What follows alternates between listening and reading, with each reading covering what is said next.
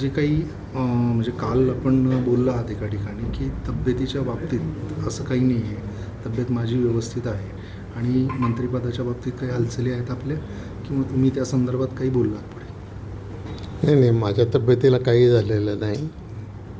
माझी तब्येत एकदम उत्तम आहे आणि मी पूर्ण कार्यक्षमतेने काम करतो आहे. त्यामुळं त्याच्या संदर्भात ज्या काही बातम्या आल्या तर त्या बातम्या 100% चुकीच्या आहेत आणि पक्षातले नेते जी जबाबदारी देतील ती जबाबदारी पार पाडायला मी तयार आहे.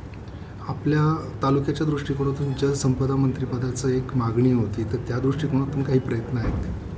नाही, असे प्रयत्न कोणी करत नाही आणि तसा प्रघात पण नाही आहे. हा सर्वस्व अधिकार मुख्यमंत्र्यांचा आहे. आज परभणीमध्ये एक दंगल उसळली आहे, संविधानाच्या संदर्भातले हे पडसाद आहेत. तुम्हाला त्याविषयी काही माहिती आहे का? त्याबद्दल काय सांगाल की कशा पद्धतीने संयम बाळगला पाहिजे?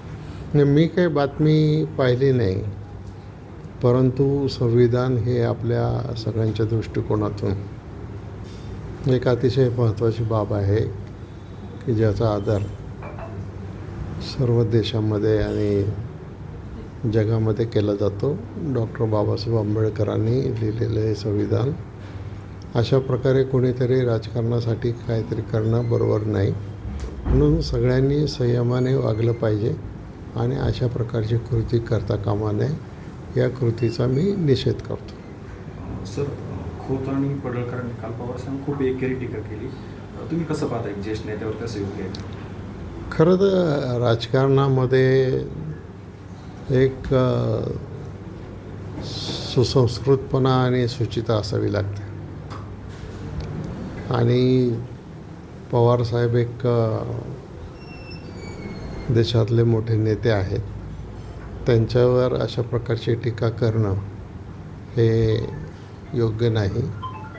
त्यांनी यापुढील काळामध्ये सामंजस्यानं समजून घेऊन बोललं पाहिजे. Okay sir.